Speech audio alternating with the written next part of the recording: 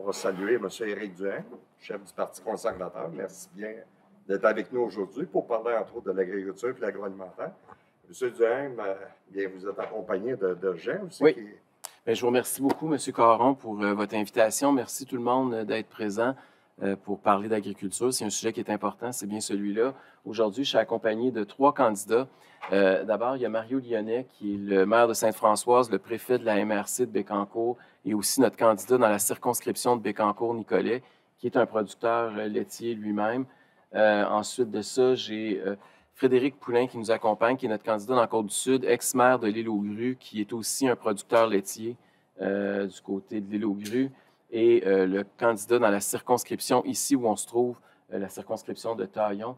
Il est avocat de formation, Pierre-Marc Boilly, qui est là avec nous aujourd'hui. Donc, je suis accompagné de 3 de nos candidats, dont 2 sont des producteurs agricoles.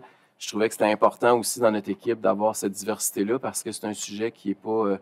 il n'y a personne qui connaît mieux ça que les gens qui ont grandi sur une ferme, qui sont propriétaires, qui sont producteurs. Je pensais que c'était important d'en avoir dans notre équipe. J'ai travaillé très fort dans la phase de recrutement de nos candidats pour m'assurer qu'on ait une représentation à l'intérieur même de notre équipe pour ces questions-là. Et d'ailleurs, quand on va faire la période des questions à la suite de mon intervention, je vais laisser peut-être messieurs Poulain ou Lyonnais répondre à certaines de vos questions qui sont plus techniques parce que vous comprenez que des fois, ça devient un petit peu technique, tout ce qui se passe à ce niveau-là.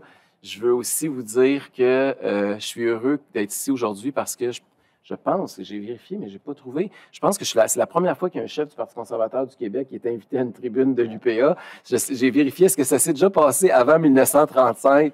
On n'a rien trouvé. Non, c'est une première. Donc, puis je peux peut-être commencer là-dessus pour vous expliquer un peu où on en est, là. Le Parti conservateur du Québec, évidemment, lorsque j'ai annoncé ma candidature à la direction du parti il y a un peu moins de 2 ans, c'était un parti qui était minuscule. On avait 500 membres. On était à 1% dans les intentions de vote. Et rapidement, on a connu une croissance phénoménale, comme vous pouvez le savoir.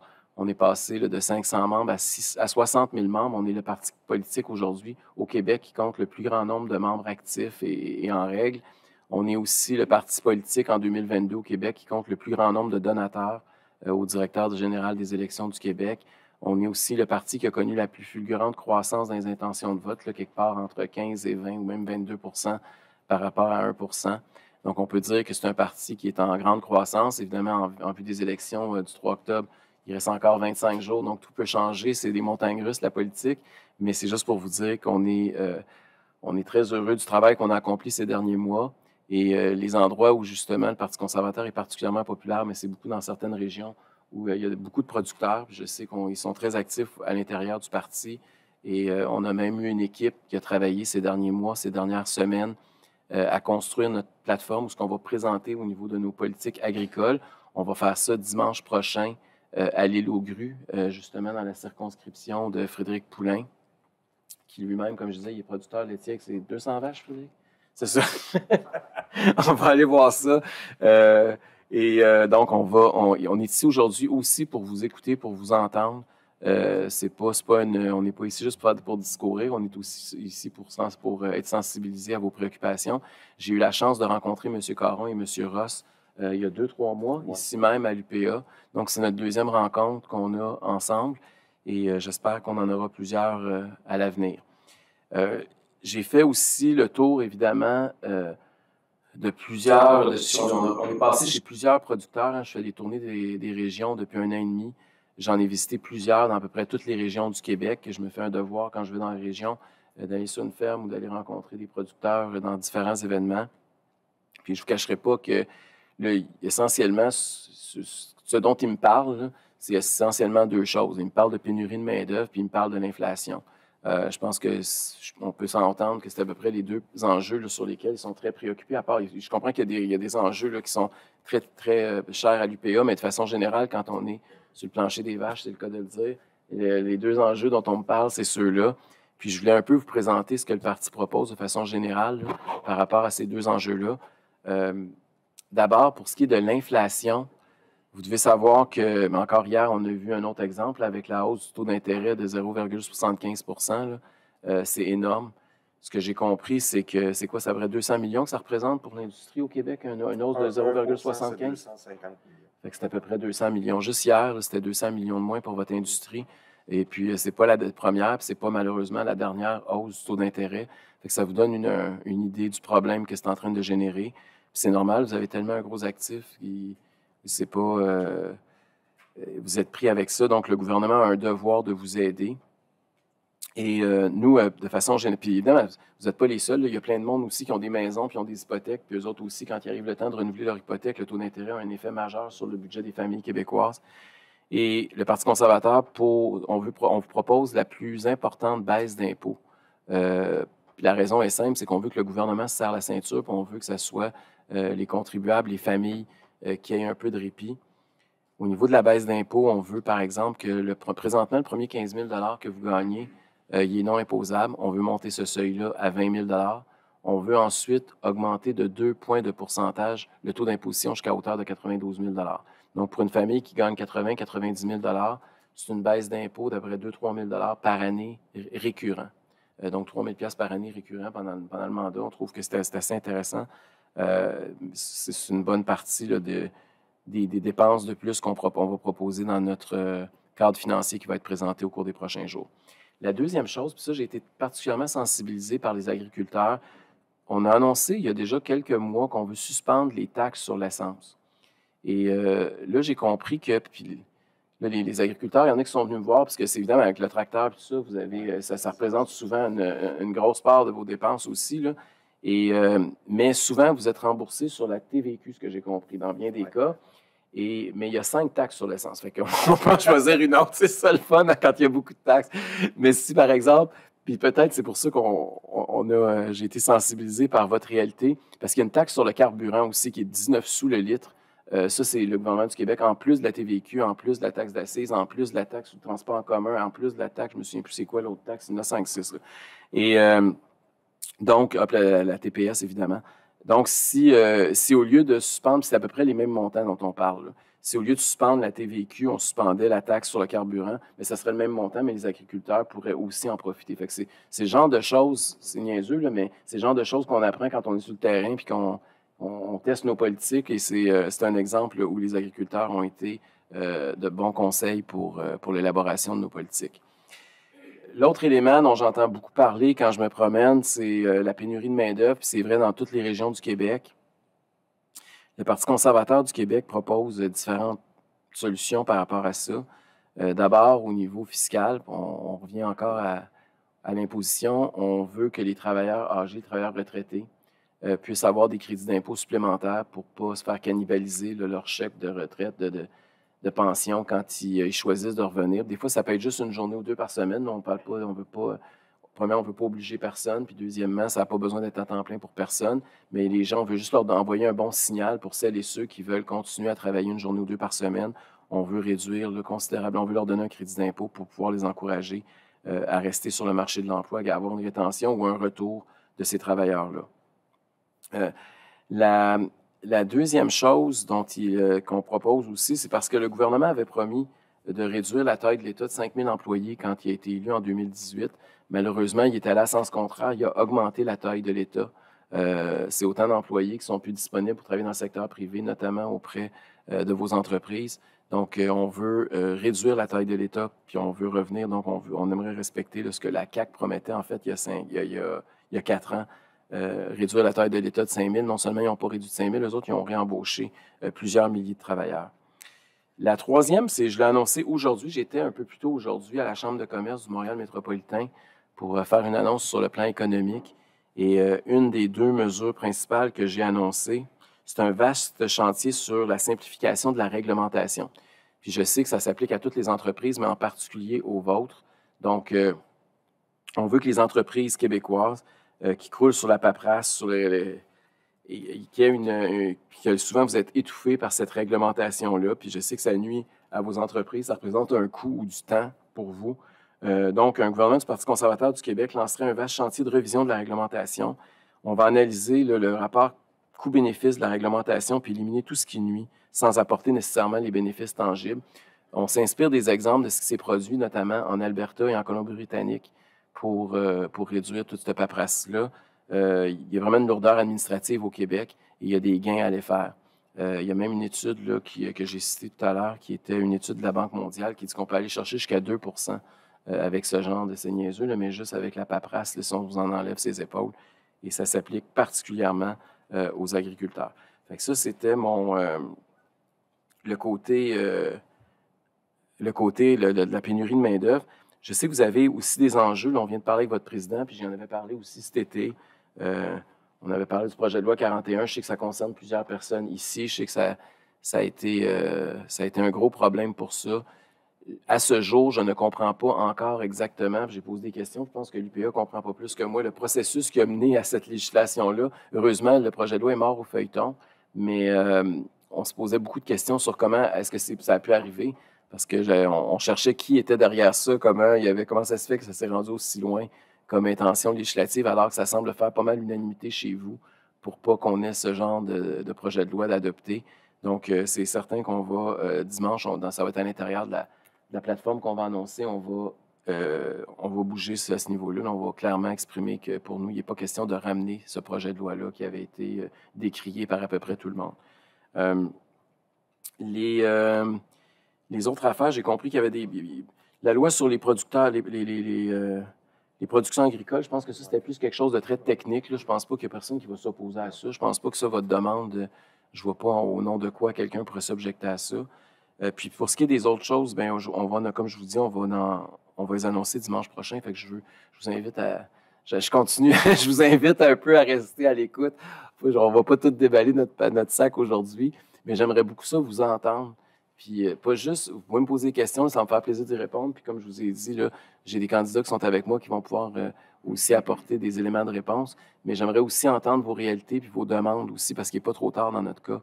Si vous avez des recommandations, des suggestions, ou même ça peut être juste des commentaires, ça nous ferait grandement plaisir de vous entendre. C'est bon? Merci. C'est bon, bien, merci. Merci beaucoup. Merci.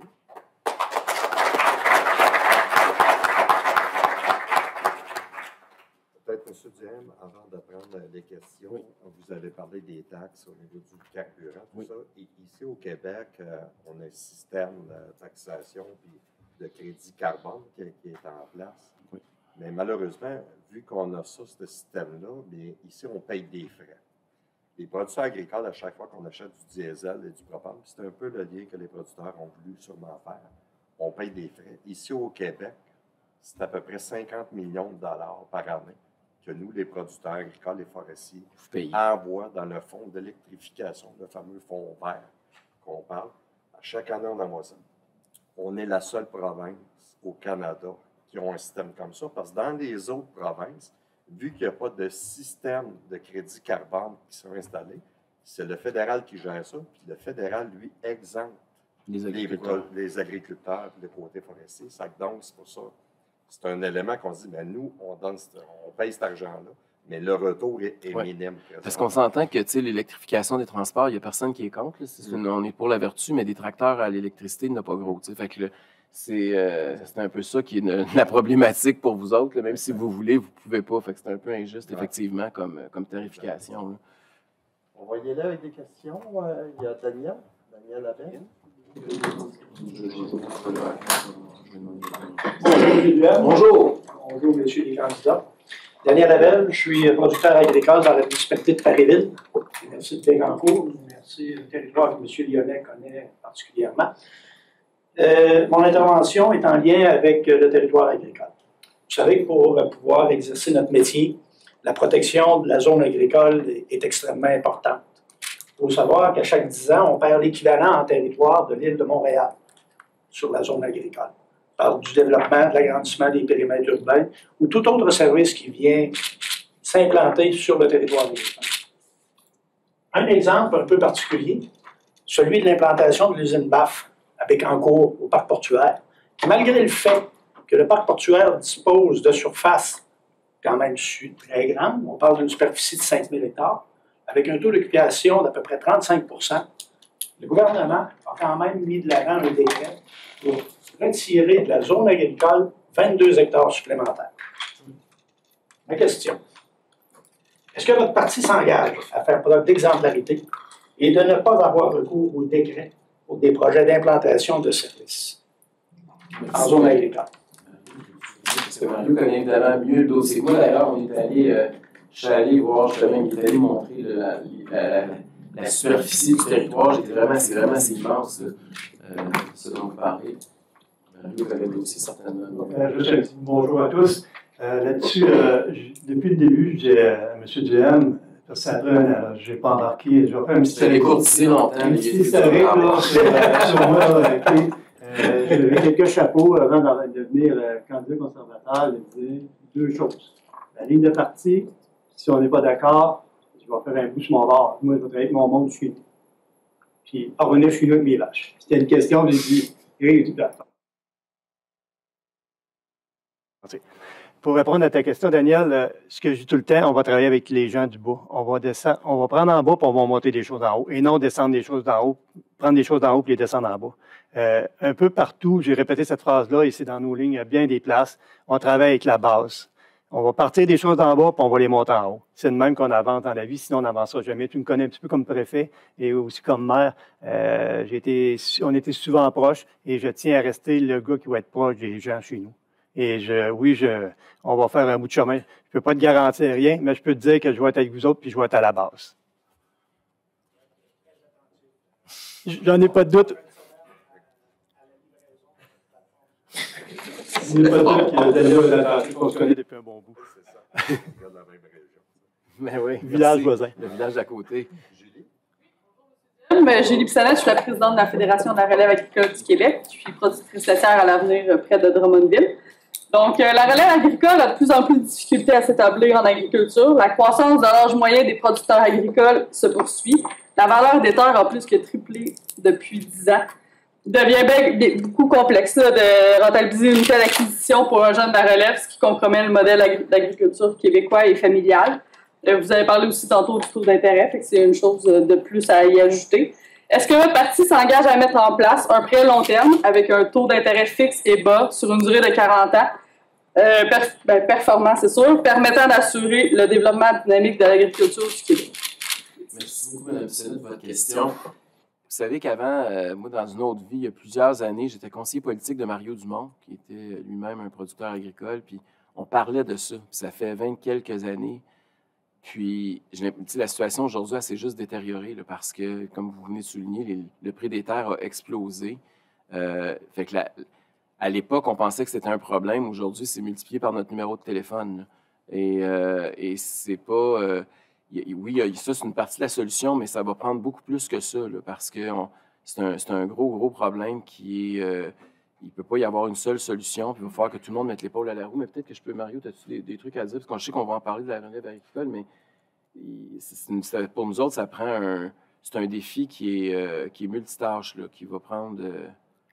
Je ne veux pas ouvrir trop la machine parce que la plateforme est en fin de semaine, mais une question qui m'a été justement posée hier par un journaliste, on avait 40 secondes, puis on avait une priorité à choisir. J'en ai fait 2 en 40 secondes. C'était la santé et la relève agricole. C'est une priorité pour nous autres. Je sais c'est quoi. J'ai ma fille qui veut prendre la relève. C'est compliqué. C'est du temps partiel. Malheureusement, dans notre agriculture, ça va beaucoup du temps partiel parce que ça prend un deuxième salaire pour rentrer. Puis je vois à grandeur du territoire. Il faut que ça arrête. Écoutez, quand tu es jeune, tu peux le faire, mais rendu un certain âge, je le vois à mon âge, là, c'est commencé à être compliqué. Là. La relève est vraiment importante. Ça, je peux vous le garantir. Je vous dis, hier, ça a bien un drôle de timing. J'avais 40 secondes pour répondre à un Vox Pop rapide qui va sortir là, la semaine prochaine et la relève agricole était ma deuxième priorité avec la santé. C'est bon. Yves Larancel. Je suis Yves Larancel, je suis président de la Fédération de la capitale nationale Côte-Nord. Vous êtes dans votre comté. Je suis producteur agricole sur la Côte-Nord. Je suis au-delà de l'inflation qui affecte grandement le secteur agricole et pour lequel nous demandons des programmes spéciaux, il est impératif que le gouvernement investisse des sommes supplémentaires, soit 50 la croissance de 50 depuis 10 ans. Tantôt, vous avez parlé que l'État, ça serre la ceinture. On dit l'État, mais je dis la province, ça serre la ceinture. Ces sommes additionnelles pourraient contribuer à accélérer la transition écologique souhaitée par tous, ainsi qu'actualiser et bonifier les programmes existants tels que l'ASRA. Je dis, est-ce que vous vous engagez à ajuster le budget du MAPAC de 50 soit une valeur de 500 millions pour attraper les 10 dernières années de retard qu'on a eu? Il va y avoir un ajustement, mais là, n'appellera pas notre. Ouais. Vas-y, Mario. C'est plus que ça. C'est beaucoup plus que ça. Il va être content. Il va être content. On a la clip, on est correct. Il y a de quoi de nouveau qui s'en vient. On va avoir une nouveauté dimanche à vous proposer à ce niveau-là. Ah, ça va me faire un plaisir d'aller vous voir. Vous savez que j'aime ça aller vous visiter. C'est bon? J'avais David Faneuf. Bonjour, David Faneuf, premier vice-président des producteurs d'eau d'éducation du Québec. Production sous gestion de l'offre, c'est sur ce sujet-là que va porter ma question. La gestion de l'offre, l'ensemble des outils de mise en marché collective ont été développés pour les producteurs agricoles, par l'ensemble des producteurs agricoles à sueur de leur front, et ce, de façon démocratique, ce qui a permis de garder une agriculture vivante dans toutes les régions du Québec, puis qui a gardé plusieurs régions vivantes au Québec. Donc, on sait que dans une vie passée, vous avez pris une position assez ouverte sur la gestion de l'offre de façon quand même mitigée, voire négative. Donc, ma question, c'est aujourd'hui, c'est quoi la position que vous avez face à la gestion de l'offre? Puis, est-ce que vous vous engagez dans le futur à défendre de façon intégrale la gestion de l'offre? Merci beaucoup, M. Faneuf, votre question. D'abord, vous avez raison, effectivement, dans le passé, j'ai déjà eu une position assez claire sur le sujet. Mais il y a deux choses qui ont... D'abord, c'est une compétence qui est fédérale, il faut le dire. C'est la gestion de l'offre est réglementée puis est régie par le gouvernement d'Ottawa. Moi, je suis dans un parti qui est sur la scène québécoise. Deuxièmement, la crise sanitaire a un peu changé ma perspective là-dessus, avant même que je rencontre nos candidats producteurs, parce qu'on a vu que les réflexes protectionnistes c'est le libre-échange. Moi, je suis un gars qui croit au libre-échange. Je suis d'accord qu'on importe puis on exporte, là, puis je pense qu'il n'y a pas beaucoup de monde qui s'oppose à cette idée-là. Là.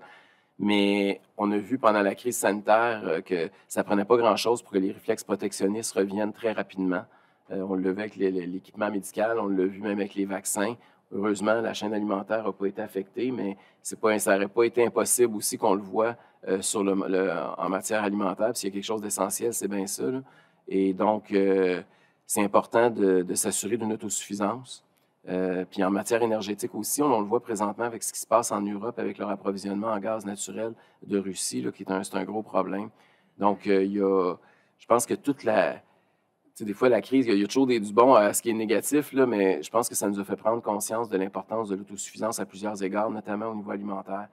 Et fait que c'est là que ça a commencé. Puis, comme je vous dis, c'est fédéral. Puis là, j'ai maintenant 2 producteurs laitiers à côté de moi qui veulent rien savoir qu'on touche à ça. Fait que, ça que la réponse est... il y en a... Puis, non, mais il n'y a absolument rien dans notre programme. Puis il n'y aura rien qui va être présenté dimanche à cet égard-là. Inquiétez-vous pas. Merci. André? Dans les postes parentales. Tantôt, vous avez parlé que l'électrification, c'était difficile parce qu'il n'y a pas de tracteur électrique. Je peux vous dire qu'il y a des séchoirs électriques qui pourraient être électriques. Il y a plein de bouilleuses qui pourraient être électriques. Il y a plein de serres qui pourraient être électriques. Alors, ça, on a de l'argent pour exporter aux États-Unis. 500 millions. On n'est pas capable d'étendre le triphasé dans le monde agricole. C'est le grand défi à l'heure actuelle. Vous entendez des producteurs de lait là, qui investissent 5 millions chez eux, puis pour faire marcher un moteur, là, il faut qu'ils mettent une génératrice à côté parce que le courant, il n'est pas assez fort. Il va déranger tout le monde dans l'air. C'est normal qu'au Québec, l'électricité triphasée ne soit pas disponible pour tout le monde. Pour permettre justement de faire notre effort à nous autres pour réduire les gaz à effet de serre. Je suis d'accord avec vous, le tracteur électrique n'est pas pour demain matin, mais peut-être pour après-demain. Bien, merci de votre question. C'est une excellente question. Puis, qu'on le veuille ou non, là, on s'en va vers une transition énergétique. Je pense que tout le monde reconnaît ça. La transition, évidemment, ne se fera pas du jour au lendemain. On en a pour quelques décennies encore devant nous, mais il faut commencer tout de suite à planifier pour le moyen puis le long terme.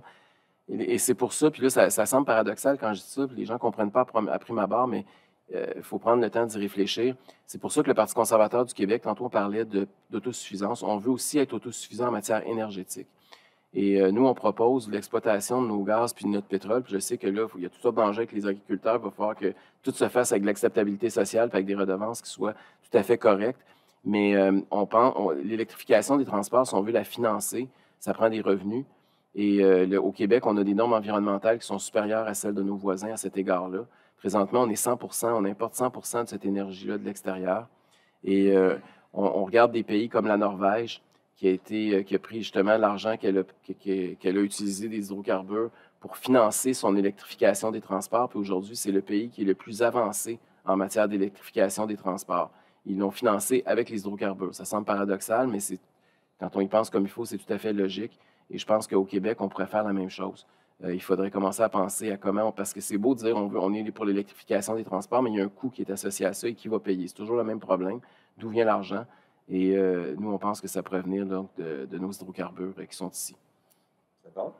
Et j'ai 3 personnes qui ont demandé de prendre la parole pour des questions. J'ai Yvan, ensuite j'ai Luc et puis j'ai Daniel. Bonjour, M. Duhem et Lionel. Yvan Fréchette, premier vice-président des avoirs d'apport du Québec.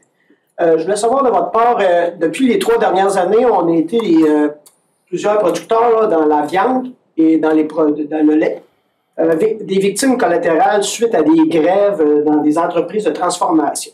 Et ça a eu 2 conséquences que les gens ont pris conscience.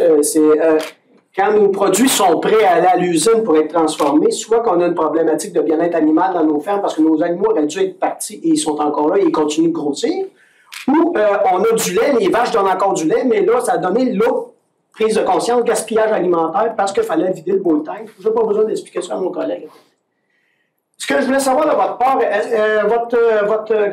pas gouvernement, mais votre parti serait-il prêt à s'engager à mettre une loi sur des services minimums? Et ça, je dis ça en tout respect, avec le droit de grève des employés, ont le droit, et les lock-outs que les usines ont le droit de décréter aussi, mais dans le style d'avoir une loi avec des services minimums pour une journée par semaine, exemple, que l'usine travaillerait pour recevoir des produits, pour baisser la pression des produits qui n'arrivent plus aux usines comme d'habitude à tous les jours. Bien, merci beaucoup de votre question. Elle est très pertinente parce qu'on vous a considéré comme service essentiel pendant la crise sanitaire.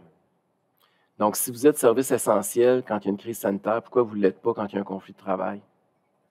Moi, je trouve que la question est pertinente, là. Le gouvernement vient de créer un précédent pour vous autres. Ils viennent de reconnaître que vous êtes essentiel. Fait que moi, je pense que vous pouvez l'utiliser effectivement aussi quand il y a d'autres conflits comme ceux-là qui font qu'on vous empêche là, de continuer votre production. Et parce que je veux dire, tout le monde se renvoyait la balle. C'était une espèce de partie de ping-pong, ce qu'on a vu là, ces derniers mois là-dessus. Et on va avoir quelque chose dimanche de très précis pour répondre. Je pense que vous allez être très satisfait. Écoutez, on vient de reconnaître que vous êtes essentiel dans un contexte. Je ne vois pas comment on pourrait dire que vous n'êtes pas essentiel. Puis vous avez raison. C'est sûr qu'il faut respecter aussi les droits de négociation, là, autant du côté patronal que syndical. Mais cela étant dit, on peut négocier sans être obligé de stopper tout puis de prendre les animaux en otage. Là, c'est pas, ça n'avait pas de bon sens ce qui s'est passé. Merci de votre question. Luc? M. Duhem, Luc Goulet, président des producteurs et productrices acéricoles du Québec. Je suis producteur acéricole dans la région de Bellechasse, puis je considère que tous les producteurs, on est des entrepreneurs. Oui. Je dirais, au niveau économique, on a des retombées qui sont quand même majeures. On a fait le bilan, il y a quelques semaines, on est des retombées de plus qu'1 milliard de dollars sur le PIB québécois.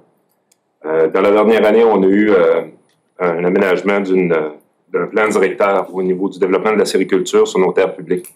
Vous en avez parlé dans vos priorités, là, nos ressources naturelles, il faut bien les développer. De l'autre côté, on a plus de 1000 producteurs qui sont déteneurs de permis d'intervention sur la forêt publique.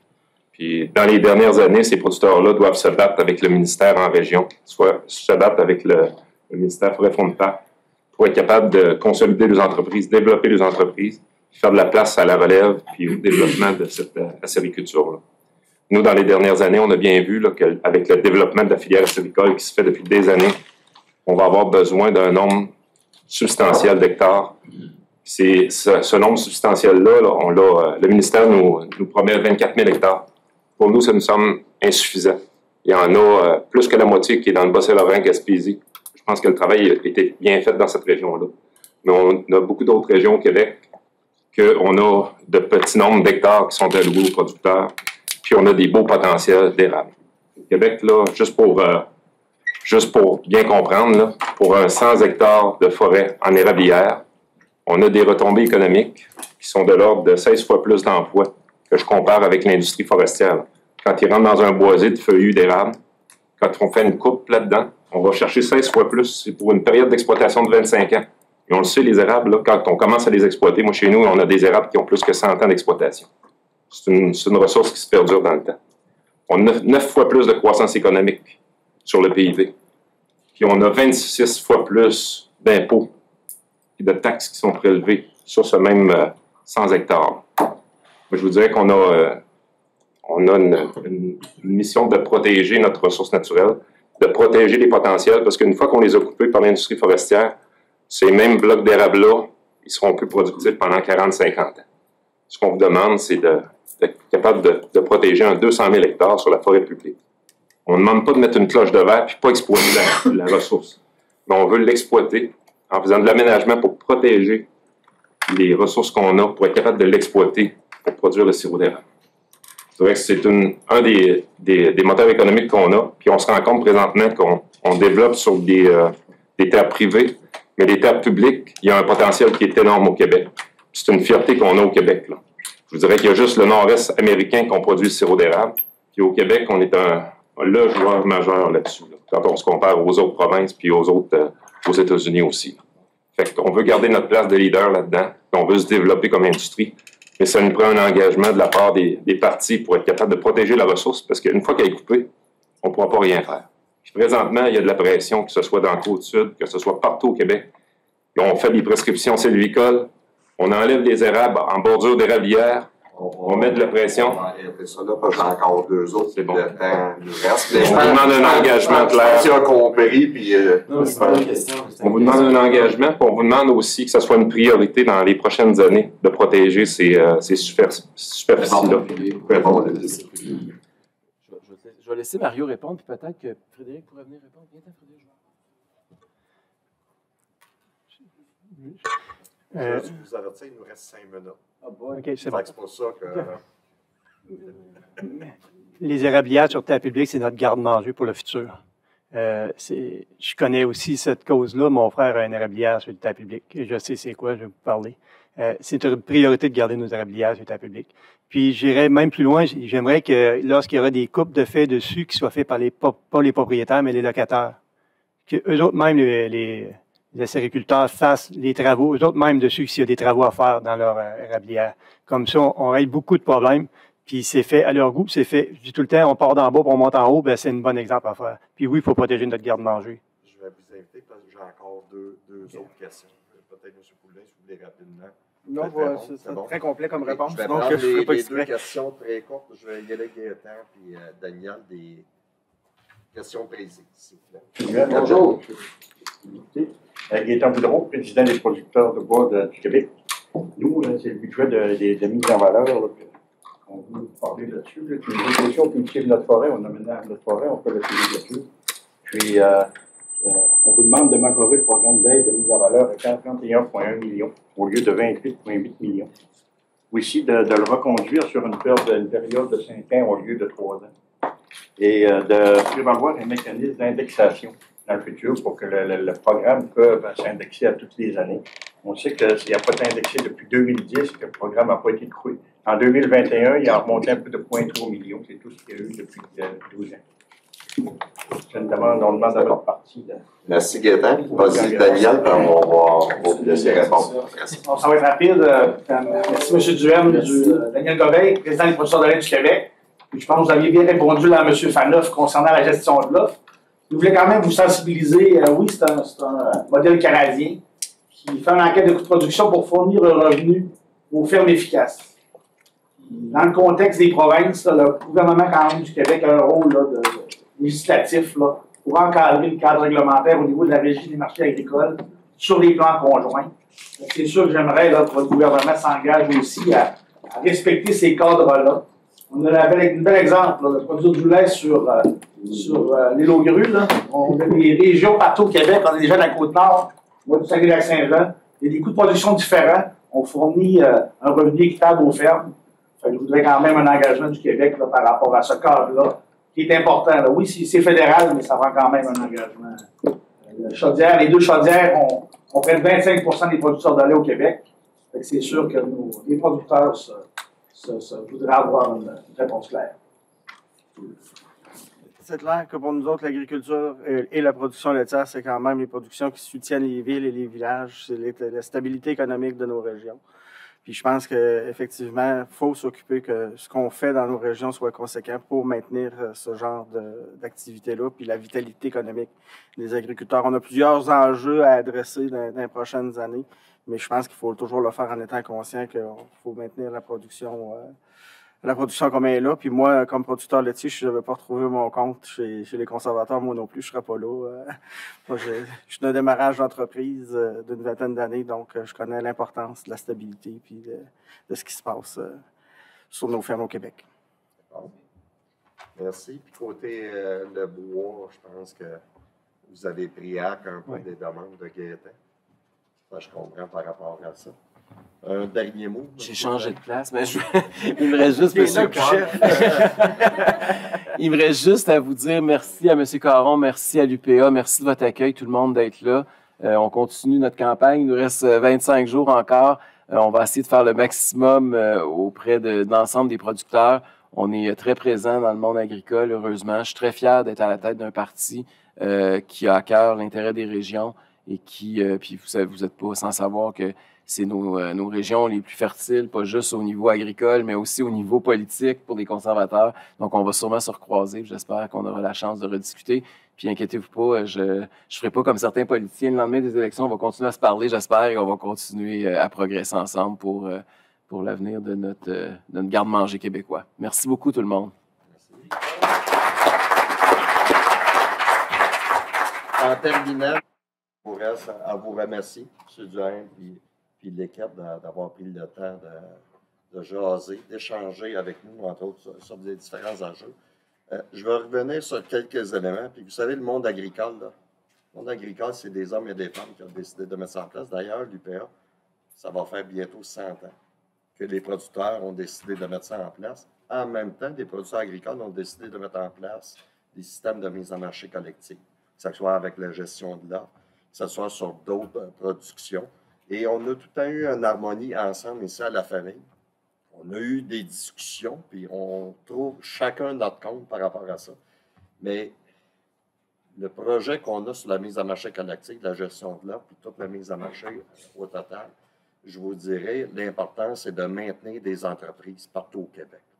Pour nous, on a quand même un projet de société qu'on appuie, puis qu'on a besoin de la société, mais pour ça, on a besoin aussi des gouvernements pour maintenir ces fermes-là. Et par rapport à ce pool-là de mise en marché collectif, c'est même nous, les producteurs, qui collectivement, on se dit, ben regarde, ça coûte peut-être plus cher au Saguenay-Lac-Saint-Jean ou en Abitibi ou ailleurs, mais on se poule, entre autres, au niveau du transport et de tout l'ensemble.